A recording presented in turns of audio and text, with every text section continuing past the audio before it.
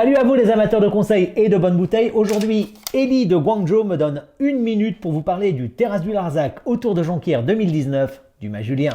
C'est parti! Bon, on va pas se mentir, les brebis et le Larzac représentent peut-être pas la destination de vos rêves en ce qui concerne les vacances, mais s'il y a une région du Languedoc dont vous devriez avoir envie de boire les vins, et de très bons, c'est certainement les terrasses du Larzac. Grange des Pères, Montcalmès, Majulien sont des noms qui résonnent dans les esprits des vrais œnophiles avec autant de brio que ceux de Munier, Roumier ou de Voguet à Chambol. La bonne nouvelle, c'est qu'en Languedoc, vous ne serez pas obligé de braquer une banque pour vous payer une bouteille et qu'à part la Grange des Pères qui est aujourd'hui victime de revendeurs nécro-opportunistes sans scrupules, Montcalmès et Majulien continuent d'offrir des vins au rapport qualité-prix absolument remarquables. Majulien, c'est depuis le milieu des années 80 l'une des références locales en matière de rigueur de travail, de tenue de vignoble et de précision dans les chais. Olivier Julien s'est très vite affranchi du style languedocien des bombes de fruits à 15 degrés de l'époque pour plébisciter une forme de vin plus aristo qui se construit autour d'une ligne d'acide plus dynamique avec un châssis tannique peut-être plus compact mais très poli où la pureté du fruit, la longueur et la précision du toucher-bouche sont primordiaux.